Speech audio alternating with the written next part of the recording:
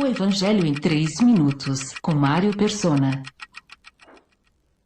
Enquanto desciam do monte, Jesus lhes ordenou que não contassem a ninguém o que tinham visto, até que o Filho do Homem tivesse ressuscitado dentre os mortos. Marcos 9, versículo 10. No capítulo anterior, Jesus avisara que era necessário que o Filho do Homem sofresse muitas coisas, fosse rejeitado pelos líderes religiosos, pelos chefes dos sacerdotes e pelos mestres da lei, fosse morto e 3 dias depois ressuscitasse. Marcos 8:31. Neste capítulo, Jesus revela a glória que viria após a sua morte para que os discípulos não perdessem a confiança.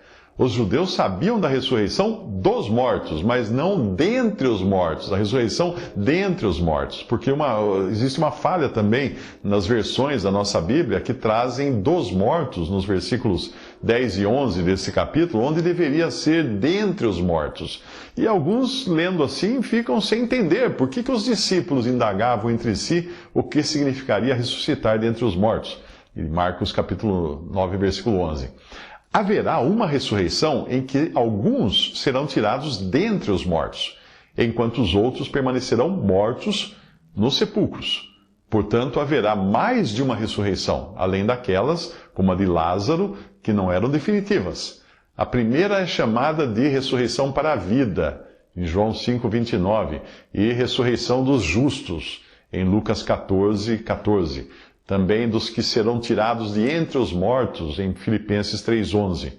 Os mortos não ressuscitarão todos ao mesmo tempo, não. Mas uns deles, alguns, os justos, serão tirados de entre os ímpios. Esta primeira ressurreição ocorre em 3 estágios. Primeiro, Cristo, chamado de as primícias, em 1 Coríntios 15, versículo 23. Depois, os que são de Cristo na sua vinda, em 1 Tessalonicenses 4, versículos 15 e 18. E, por fim, os martirizados durante a grande tribulação, em Apocalipse 14, versículo 13. A segunda ressurreição pode ser chamada de ressurreição para serem condenados, ou ressurreição da condenação, em João 5:29, ou ressurreição de injustos, em Atos 24:15, que é para condenação apenas.